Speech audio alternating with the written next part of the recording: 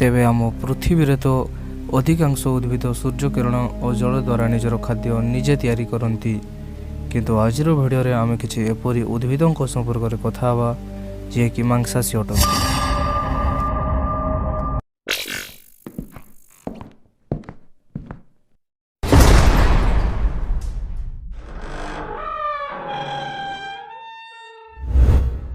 Number 1 सुंडिउ।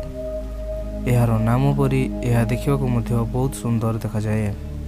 तेबे वैज्ञानिक माने यार आज पर्यंत 194 प्रजाति खोजी सारे।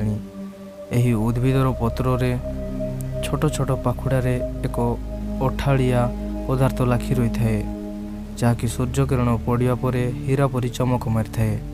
तेबे यहाकू देखि कीटपतंग गुड़िक आकर्षित होगा पर यह खाइबाकू गले यही उद्भिद ताकू चारिआडू जाकी खाई दे थाए।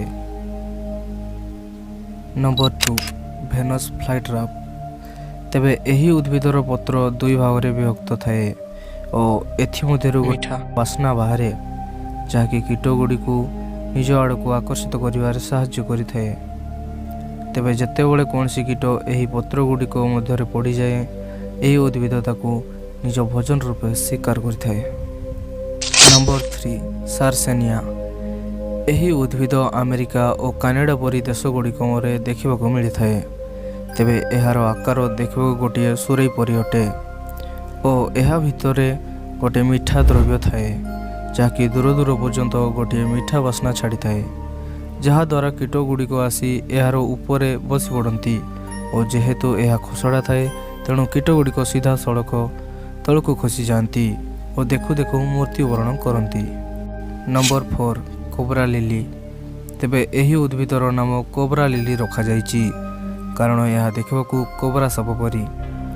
तेबे यही उद्भिदरू बाहरुवा बासना कीट मानकू आकर्षित करिथाए आउ जेबे कौनसी कीट यह भितर को प्रवेश करे से भावे कि भितर पटे बाहर को जीवार रास्ता अच्छी किंतु भितर पटे गोटे अठाड़िया पदार्थ थाए जहाँकि तार जीवन नहीं जाए। Number 5 bladder ward.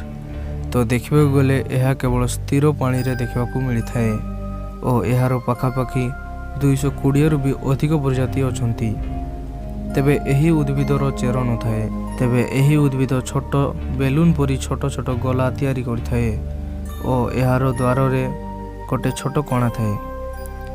जेतेबेले कौनसी कीट यार द्वार पाखक आसे यही उद्भिद हठात ताकू से गोल भीतर को टाणी आनी थाए आउ तारोटी बंद हो जाए और फल से कीटटी को शिकार करनी थाए।